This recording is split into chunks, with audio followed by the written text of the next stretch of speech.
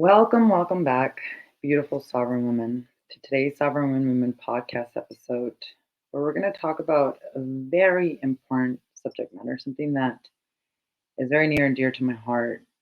And it is near and dear to my heart because as we move into this brand new era for humanity, the level of spiritual awakening and Kundalini awakenings, because they are different, that are happening to women not only is increasing, but also becoming more and more confusing.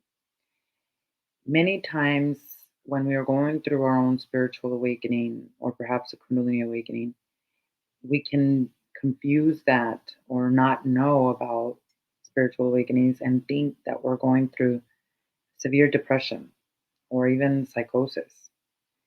And what we don't understand is that these awakenings are actually triggered when we don't do the healing work, especially as it relates to generational trauma, these patterns of traumatic events that basically accumulate and pile up until they get to you and your nervous system and your brain can no longer tolerate what is happening.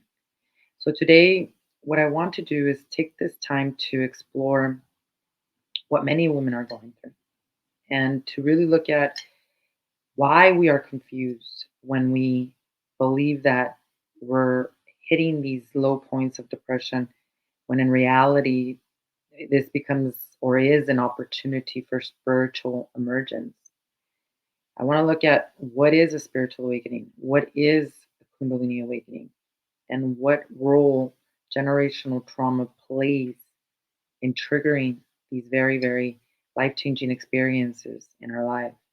And there couldn't be a better time to do this than now, when we're all evolving at rates so fast that none of us could even fathom or imagine what the future may hold for us. So, welcome, and thank you so much for being here. So, this topic in itself, of course, is precious and very important to me because of not only my own personal experience and what I went through, but also because of the continued help that I have provided to my clients, other women who have also gone through their own spiritual awakenings and Kundalini awakenings. And I keep saying these two different terms because they are different, they're not exactly the same.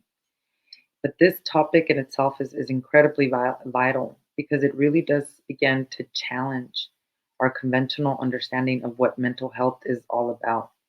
Because so many people are going through their own spiritual awakening, it's easy to get confused and to right away believe that there's something really inherently wrong with us.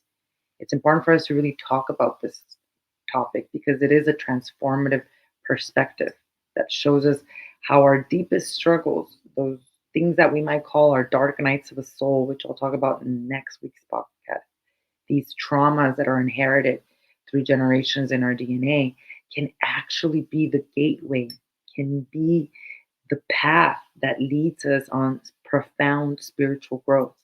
And that's why this episode is so vital because with this episode, I'll be sharing with you these insights into how awakening spiritually can be both a symptom, but a catalyst of this process of healing and disrupting the patterns of trauma in our lineage.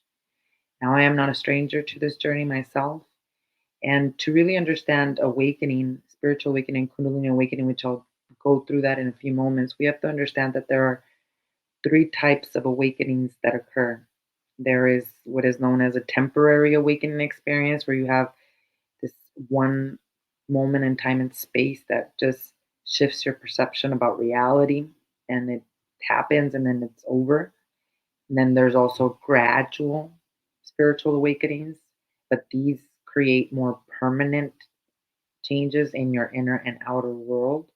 And then there's sudden and dramatic awakenings. And that's really more what a Kundalini awakening is, which we'll talk about in a few moments.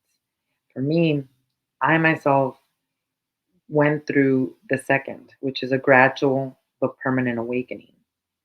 I've seen the fast, sudden, dramatic Kundalini awakenings. And let me tell you, at one point when I was going through my journey, I was like, why can't I just know all the answers and heal now. And now I can see that God knows exactly at what pace and at what level of consciousness we're at to receive these teachings. Because in order for you to understand awakening and facing trauma, you have to understand that it is an opportunity to truly know yourself and to finally come into the root cause of why you feel the way you feel.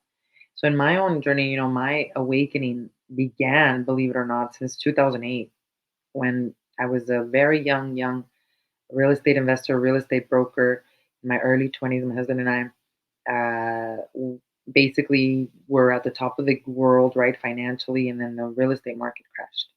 And when the real estate market crashed, I was really then forced to face a new paradigm of living. My ego could not handle the things that were collapsing around me in my life, and that's where spiritual awakenings happen more often. It's when things start to change very quickly, like the divorce or the illness or something that happens that all of a sudden changes your perspective of how you even see life. And so for me, it was that real estate market crash that led me into my spiritual healing journey. And mine started in 2008, and it started to pick up momentum and become faster and faster in 2015 when I worked with plant medicines in the Amazon jungle, Mother Ayahuasca. And then when I came back, it was really about integration and learning how to work with this awakening. And so I'm no stranger to this. And I'm also not a stranger because I've also experienced and helped women, my clients, go through the very sporadic spiritual awakenings where they come to me and they think that they have all these mental health problems like depression and all these different things, when in fact what is happening is their soul is asking them to stop pretending to be something that they're not. And it's not just a facade as to how you appear in the world. What that means is not acknowledging and bypassing all aspects of you. So not becoming aware and integrating the shadow part of ourselves, because every human being in this world has a light and darkness. I don't care who you are. If you're a priest, if you're a guru, if you incarnated into this physical body, unless the Kundalini energy has really risen to the crown and you have accepted the atonement like our brother Jesus Christ, you still have a shadow in you. There's nothing wrong with the shadow. Obviously, you want to get to know your shadow so that you don't project it out into the world, right? Because our shadow is this aspect of ourselves that we don't want to accept or integrate. And that's really what was happening with me. There was a pile up of generational trauma that led to this moment in time and space when biophysically my nervous system could not handle it anymore, and my brain could not handle the amount of cortisol that was pumping through, the fact that I was always under stress and living under cortisol.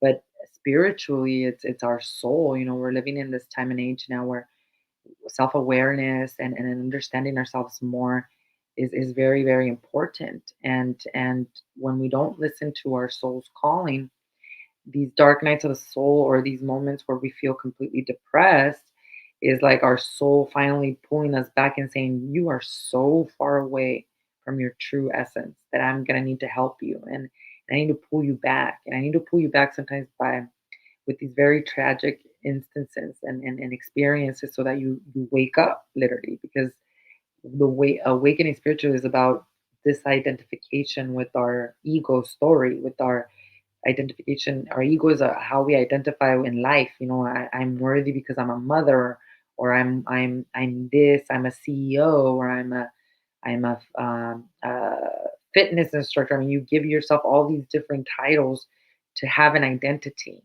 And when life changes, because it does, and especially when it changes very quickly, like it did for me, then all of a sudden your ego can't handle that, and that either leads to long prolonged periods of depression, or actually you surrendering and realizing that there is a spiritual emergence that is happening. And that's exactly what started to happen with me. It was this feeling of loneliness, of sadness, of constant anxiety, of just feeling lost, that finally led me to this pathway, this gateway of, oh my gosh, this is an opportunity for me to actually change, to actually heal. So I'm not a stranger to this in many different ways, but many people really confuse what a spiritual awakening is and Kundalini awakening, and then they also don't know what to do about it. And that is very, very troubling and troublesome during a time when so many people are going through a spiritual awakening. So before we talk about how they occur and why generational trauma triggers them, let's talk about first what it is.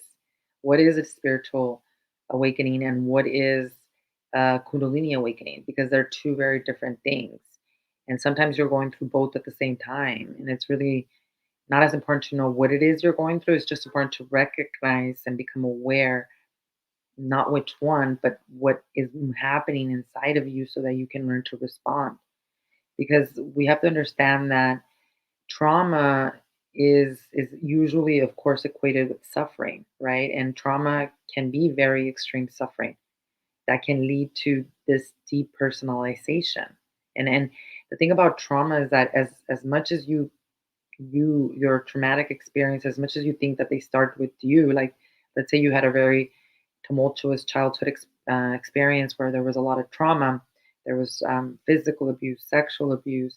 I can 100% guarantee you that you're not the first one in your lineage who experienced this. These are patterns that have been passed down for such a long time. So as trauma accumulates and it's not dealt with, and I mean, taking an antidepressant, numbing your emotions with alcohol and drugs, those are not solutions, right? So when we don't deal with these things, it's like, the nervous systems crash, which some people confuse as burnout. And then what is really happening is this depersonalization. It's a loss of functioning from the standpoint of our ego, which is who we usually thought we were.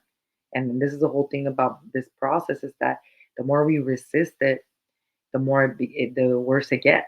So the entire response is about surrender, about surrendering to the present, surrendering to what is happening within us, so that in this way trauma can lead us to the beginning of a new journey in search of our true nature, our satnam. That's our identity.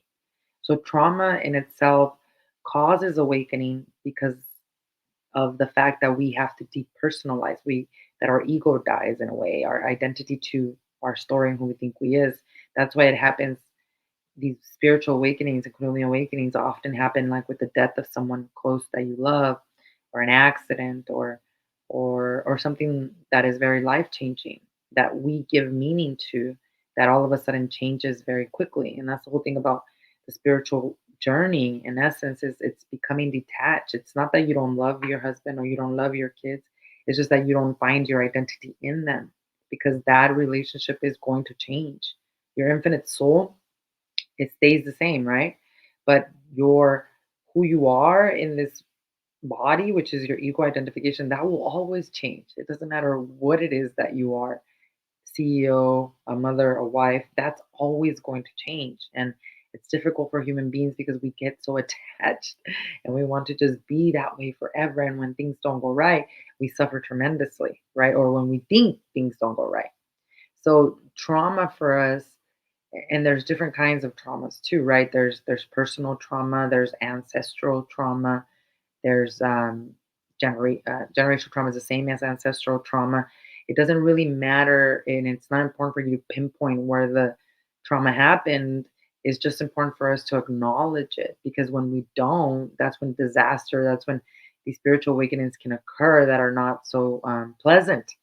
Because ultimately, what a spiritual awakening is when our soul is tired of us being who we're not, and basically we're confused and we're depressed. Why are we depressed? Because we're suppressing emotions. So it's been said that in psychology and spirituality, they're completely opposite goals, right? Our journey. Psychology is about reclaiming the disowned parts of the self in order to feel whole, while spirituality is about living from beyond a personal self altogether, as part of like this universal consciousness, right? And this in itself will present a problem, because if spirituality is the embrace of all that is, how can it include any parts of ourselves that we don't like? The shadows, the generational trauma. It can't. When we do this, it's called spiritual bypassing, which leads us to these very dark nights of the soul that lead us to these traumatic awakenings where we're forced to awaken because we didn't surrender, right? So the reason it looks like depression, these spiritual emergence, these awakenings, it's because it's a collapse of a perceived meaning of life. And it really is an opportunity into looking at life as a meaningless object, into understanding life through our own inner state, through our own inner awareness. And that's why these events are triggered by these disastrous events. That again, I think many of us can look back and say, that horrible thing that happened to me was the gateway for me to awaken. But see, those horrible things like the illnesses, those are not created by God. God doesn't force us to learn lessons in this physical body. The ego forces us to learn lessons. So the more that you do the spiritual healing work, the less you identify with your ego and the less you have PTSD, meaning you're waiting for the other shoe to drop, for something else to happen because God, who knows? You look at your past life and what has happened before, all these crazy things. Because of those crazy things that have happened, and because we haven't done the healing journey, what happens is we live with PTSD and we also live with the belief that God is punishing us and that we have to learn all of these different lessons through the bulldozer method instead of through love. And through the spiritual healing journey, what happens and through this awakening, which is what happened with me, is that you heal the relationship you have with God. And you go from believing that God is this punishing fella who just judges you all day from a chair to understanding that God's will for you is to live, that God's will for you is healing. So to understand that, we have to understand what the difference is between a spiritual awakening and a Kundalini awakening. And they are very different. A spiritual awakening is more of this shift in perspective of awareness. It's this sudden, deep sense of calmness in the turmoil of the storm. It's this feeling of something's different. And sometimes that can show up as despair. It can show up as depression, what feels like depression. There's a longing for God. There's a longing for nurturing. There's a longing for feeling protected. There's a longing from releasing yourself from the ego identities and the stories you have given yourself. And it's a tough karmic cycle that we're usually overcoming through spiritual awakenings. But it's not the same as Kundalini awakening because a Kundalini awakening is actually a physical process. It's not just in the spirit, and it begins in your body where prana, which is life force energy, that's what Kundalini is. Kundalini is life force energy. And what happens in a Kundalini awakening, and when they happen very abruptly, most of the time it's because of trauma. The other time where it happens, where I've seen with my clients, where it's very abrupt, and this is where people confuse it beyond psychosis, beyond depression, they confuse it with psychosis, is where perhaps you're also studying a lot of spiritual texts and practices. That does happen. I've had many clients who have basically they've been really immersing themselves, like let's say in the Bible or Kabbalah or even religious studies. It doesn't just have to be yoga. But if you're somebody who has been immersing herself through that, you're learning all these different things. Sometimes the Kundalini awakens because of that as well. Now, does that mean that because of that, you're never going to study spiritual practices? No, that's not what I'm saying. What I'm saying is that it's important for us to recognize when Kundalini does awaken so we know how to respond to it. So many people actually talk about with Kundalini awakening sensations. And typically, what I've seen happen is that somebody will go through a prolonged spiritual awakening, maybe for a long period of time, like I did, and then the Kundalini awakening actually happens. And it doesn't matter if you've never practiced Kundalini yoga. I've helped clients before where they've never even meditated, they've never practiced yoga, nothing like that. In their bodies, this is why I know that they were going through a Kundalini awakening. Their bodies are moving into the kriyas. A kriya is a specific way that you position your body, your hands, that you chant, that you breathe, that we are given in the science of Kundalini yoga. And these people, these women, these men have never studied this, and yet Their bodies are coming into these mudras and putting their hands in specific ways and doing the same things that is part of the Kundalini yoga science without ever knowing about that. How? Because the body is going through the process of this coiled serpent energy that has now awakened that wants to basically travel to the crown chakra. Now, the problem with this is that, for example, for me, first of all, you should never try to initiate your Kundalini to awaken or hire someone to awaken your Kundalini. Only you can do that. And you shouldn't try to do it. Like, for example, with Kundalini yoga meditation, which is what I'm a teacher of and studying to finish my holistic therapist certification. It is given to us as a practice for the householder. So it's not for someone who is ascetic, which is a yogi who's going to sit in a cave and meditate for long periods of time. There is that practice as well, right? Where you can intentionally awaken the Kundalini very quickly, but that's not what is usually the normal process. Kundalini yoga meditation is the science of energy that allows us to, like a householder, meaning you and I that go out into the life with jobs and we lead, these householder lives. That energy or that science is given to us so that we can do it in a safe way, so that we can do it in a way that awakens this life force energy to help us heal, to help us basically transcend the programming, and to ultimately, yes, allow the energy to rise from the root to the crown. But you can do this safely. You can do this through these practices. Sometimes, though, the Kundalini awakening happens without us having any of these practices, which is why it's so important for you to understand and know these practices. Because when I came back from the jungle, I was in the Amazon jungle working with plant medicines for 15 or 17 days. And when I came back, I was worse than when I left. I'm a natural. I'm okay being around other people. Like I can be social. Everything's fine, right? When I came back from the jungle, I could not be around other people. It was like I could feel their energy.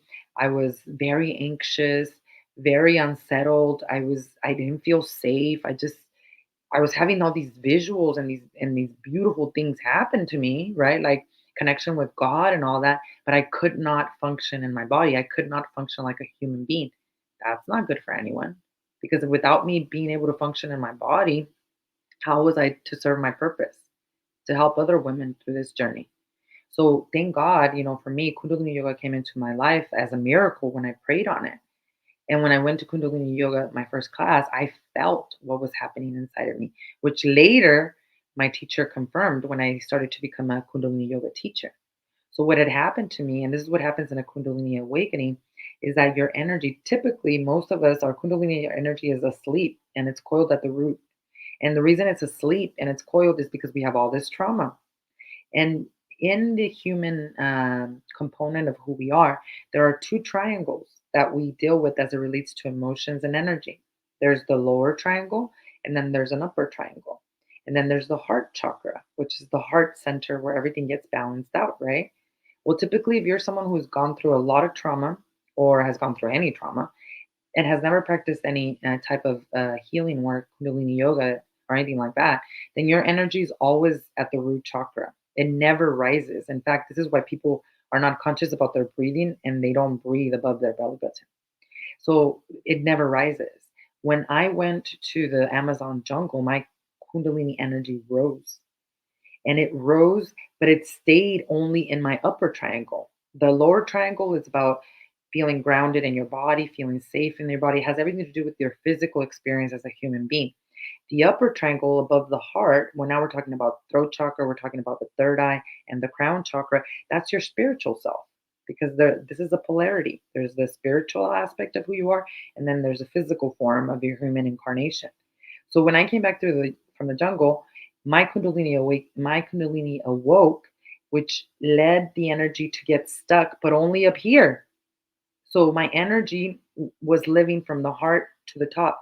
And I didn't know that, but I felt it once I practiced Kundalini yoga. And then when I went into my teacher training, my teacher literally noticed it and he said, your energy, your chakras are completely out of balance. All of the energy has now risen to the top and now it's stuck there. And now this is why you don't feel safe in your body anymore.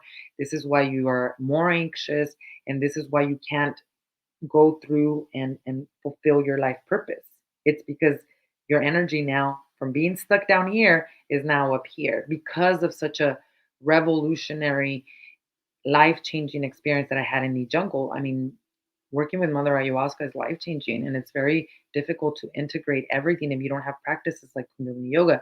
Because what Kundalini yoga does is that through the kriyas, through the meditations. This is why if you're going through a Kundalini awakening, if you've never done Kundalini, you'll get into the kriyas and the mudras. That's what helps you reestablish the energy back into your body. That's what helps you bring the energy back from the upper to the lower. And some of you might be saying, like, why would I want to do that? Like, I'd rather just live in the spiritual life. It is the most uncomfortable, horrible way to live. And so you know so many spiritual people like that, that are that typical stereotype where they literally are just talking about the spirit world, and which is great and awesome and everything, but they're not honoring their physical incarnation. They're not honoring their soul's purpose and what they're here to do because they're so up in the ethers the entire time. I mean, you were given this physical body, takes millions of years to incarnate over and over again, right? Like, why would you then want to leave so quickly? Why would you not want to honor it? Why would you not want to enjoy what comes with that? So, the spiritual awakening typically can be very long and prolonged. It can be very a one time experience. But typically, what happens is that from that, the Kundalini awakening happens as well. And sometimes people just skip over the complete spiritual awakening and go right into the Kundalini awakening. That can be very, very dangerous. And it can also be very scary because there is even a documentary out there where these poor people, they didn't know what was happening to them. Some had never practiced any kind of meditation and yoga, and what ended up happening is that they ended up going to a regular doctor. They ended up being admitted into mental health institutions, where then they were drugged, which is not going to help the Kundalini energy or your awakening. And then they were, told that they were crazy because Western doctors have no clue or have no idea of what this is all about. And if you look at our indigenous tribes and still today, but especially in our ancestors of the past, if somebody was going through any type of mental health issue, like it looked like depression, it looked like psychosis, they didn't put them in a room and give them medicine. They said, "Oh my gosh, a shaman is emerging." So the tribe would gather and they would pray around the person, and they would allow the space for that human being to transform, because that's really what's happening. When Kundalini awakens, or when you are nudged through your spiritual awakening journey, there's an inner transformation that is happening, that the more you resist it and the more that you don't surrender, the more painful it's going to get. And some people don't make it. There are some people that have gone through Kundalini awakenings that have not been able to integrate, and they're not in their physical bodies anymore. And it's not that it's a punishment, it's just that we need to really understand the role of energy and how to work with it. Because, like I said, we're entering into the age of Aquarius where more and more people are awakening spiritually. This is the Christ consciousness where all of us awaken, not just one person at a time. So as you can see, there are differences between Kundalini and spiritual awakening, and there's no order. You can get both. You can get one.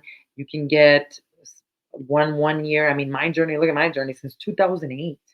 2008, I've been going through this, and now I finally feel that I've closed that cycle and chapter where now I can manage my energy and I can handle the Kundalini energy from the lower to the upper chakra. But I have a very disciplined practice of everyday sadhana to help me with that, because it's not just Kundalini energy. Obviously, it's the emotions and it's vitality, increasing my chi and energy to have vitality to thrive and to take action upon my dreams, because that's why we're not doing that. So there is not one that is more beneficial than other to have. You can't control it. You can't like talk to God and be like, "Can I just have a spiritual awakening and not a Kundalini awakening?" Like, that just doesn't happen, right? So we have to just, in essence, learn to understand that many times what we think is depression could really be the gateway and the pathway to embrace the spiritual side of life, to embrace our own inclination to truly transform and to heal. Many times, because Kundalini awakenings follow traumatic experiences or follow these dark nights of the soul, which I'll talk about next week, what we need to do is become a clear channel for that shaman to emerge. And the way we do that is through these practices, through these holistic, integrative healing practices that address the body, mind, and the spirit. Body, mind, and spirit has to. Because through those three areas, we can now handle and work with our energy instead of letting the energy ruin us or destroy us, because it will do that as well. I mean, why sugarcoat it, right? Is it dangerous for you to practice Kundalini yoga meditation now because it's going to awaken your Kundalini accidentally? Absolutely not. And the reason is because Kundalini yoga meditation is made for the householder. It is not made for an ascetic yogi who meditates for 5,000 hours a day. It's made for you and I to be able to do this naturally in a process that is healthy, to heal ourselves and to ultimately go beyond healing into awakening. Because the Kundalini rising is an automatic thing that happens. And it can happen under any type of spiritual discipline, any type of yoga or no yoga. You can't try to achieve a Kundalini awakening. You shouldn't try that. The goal is not to awaken the Kundalini, to speak. It should be to, your intention should be to become whole, to become a self actualized sovereign woman. And then if your Kundalini energy rises, great. But if not, you're still doing yourself a service of cultivating your spirituality through your spiritual practice. That being said, though, how do you deal with the spiritual or Kundalini awakening specifically? Well, for me, it was working on the lower triangle, working with specific meditations, specific mantras that I chanted that then brought this energy that had risen to the top to the lower triangle to begin the process of the balance, to begin to the process of learning to live from my heart, to begin the process of grounding myself back in my body. Because believe me, I was not used to that. I am a logical minded Capricorn. So when all of these things started to happen to me, I was like, what is going on? Until I understood everything energetically, right? So through Kundalini yoga meditation, what we do is we bring that energy from that upper triangle to the lower triangle so that we work with these first three chakras, which is basically how we stay connected to the physical aspect of who we are. And so that as we do that, we get these lower chakras to be super healthy and activated so that that energy can flow up and down like it needs to, up and down. And ultimately, when it's doing that, you're also expanding your heart chakra, which is this balance point between the two. That's what I call the neutral mind. And that's where the shift really happened for me and for all of us who practice these practices. Because then we go from me to we to this individual, from this individual self to this collective consciousness to this universal self, because our chakras, which are like energetic brains, are interconnected and they're working instead of being damaged because of the trauma or because of the spontaneous awakening due to the pileup of the trauma. So just imagine the body as a tree and this lower half of the body, navel down, being like the trunk and the roots, and this upper half from the navel, branches and leaves that extend out to God, right? This lower triangle, we focus on elimination and it's balanced by this upper triangle. And what we do is with these breath techniques, with these mantras, we ground the tree. So, like the tree, if the root system is functioning properly, this is why it's important to honor your incarnation. Then guess what? The leaves begin to grow and they begin to flourish, and you go towards the light. We're all trees. So, one thing that we need to do is learn to understand that seeing depression as a disability only exists in this world because we live in a society that is not equipped to deal with the differences in the variety of the human experience, even autism. I truly do believe that autism, especially autistic children, they are bright, they are wise, they access different dimensions of the realm that we don't have access to. But we in the West, especially when there are symptoms that look like depression, that look like psychosis, that look like mental health, we become ashamed, we run away, and we don't know who to talk to them about. And sadly, in Western medicine, it's a band aid type of situation with these pharmaceuticals that don't help, but instead make things a lot worse. And I'm not a doctor and I cannot tell you what to do with your life and pharmaceuticals. You have to consult with your own doctor about those changes. But I'm telling you from a personal experience and also from the experience of the women that I've helped go through this journey. Because ultimately, looking at what they were going through, instead of depression, instead of psychosis, as what it was, which was the spiritual emergence, is what helped elevate them and help them come home to themselves through the healing journey. So we have to look at some pitfalls before we close out today because I really want to make this clear for all of us, as there's so much misinformation out there. The pitfalls that most of us go through when we're going through this process of awakening is number one, misinterpreting spiritual experiences as these mere psychological issues. I mean, go find that documentary. I'll find the name of it. I can't think of it right now because I watched it more than 3 years ago, I think it is. But this documentary about these people that are going through these awakenings and sadly what happened because they thought it was just some kind of psychological mental health issue. Very important for us to not misinterpret what we're going through and to really understand and see it as a pathway, an opportunity for healing ourselves and our lineage. We also can't have to stop overlooking the impact of ancestral emotional patterns. We have to understand that we in our DNA inherit the generational traumas that our ancestors could not heal from, and that we're living in a time and age, this age of Aquarius, where it's coming to the light to be dealt with. I think we're all awakening to just how much trauma we've been through. Because for a long time, no one said that was trauma. They just said, get over it. Get over yourself. Why are you so weak? Why can't you just stop talking about it? Why can't you just forget it? Why can't you just forgive and forget? So all of this is now coming to the light. And because it's coming to the light, we're seeing these patterns of how we've gone through it, our parents have gone through it, and we cannot skip that or bypass that because that's literally the reason why we have these spontaneous spiritual awakenings.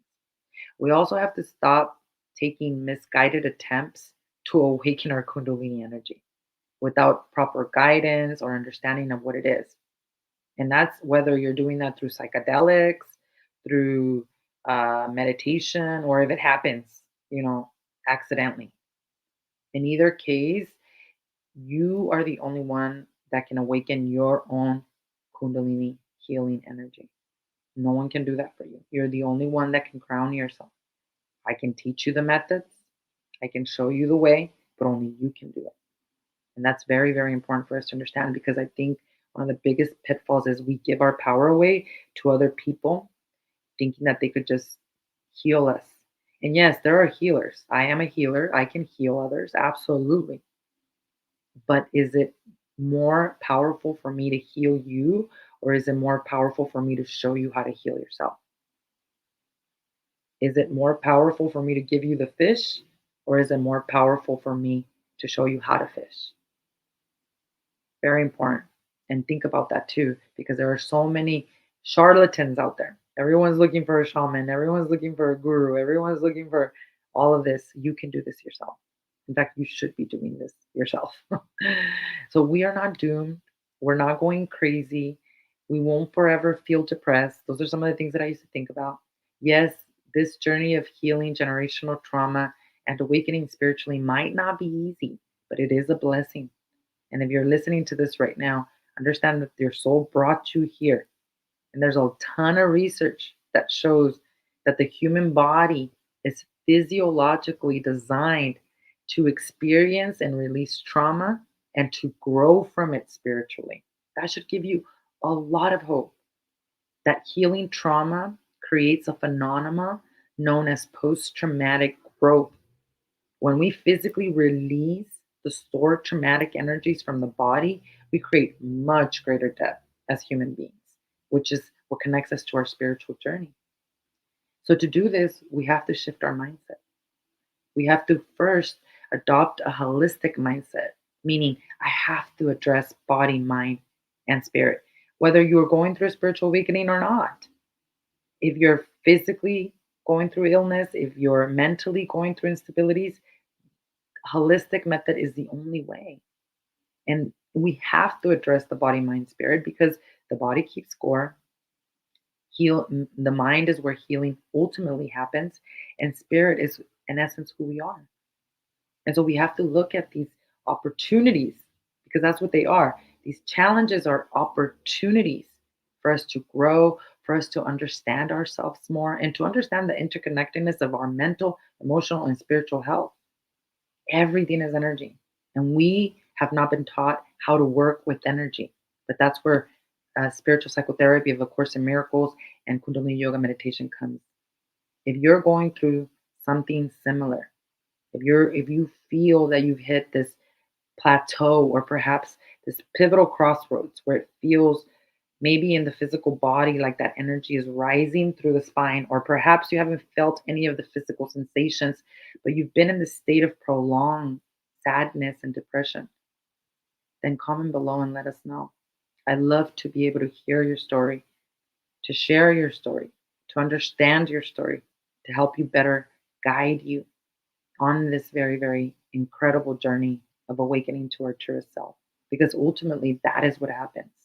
When you heal yourself, you awaken spiritually. Our purpose is not healing, our purpose is awakening. Our purpose is remembering who we are, sovereign women, daughters of the highest God. So if you have any questions, any comments, again, if you want to share your story with us, please do that below in the comments. We'd love to hear those stories. And next week, what I'm going to do is I'm going to spend a little bit more time about talking about the dark night of the soul, because the dark night of the soul is very traumatic and it is happening more than we think, and it is directly correlated to Kundalini awakening. So if you have any questions about that, also feel free to check that out or post those questions below or send me a DM or PM. So next week, we'll dive a little bit deeper into that subject matter of the dark night of the soul. I hope that this video has served you. And if it has, I would please appreciate that you share it with other women, especially if you know that they're going through their own spiritual awakening journey, and to hit that like button, hit the subscribe button so that you can be notified when I do share and upload more of these videos. And like I said, I'll see you in the next one.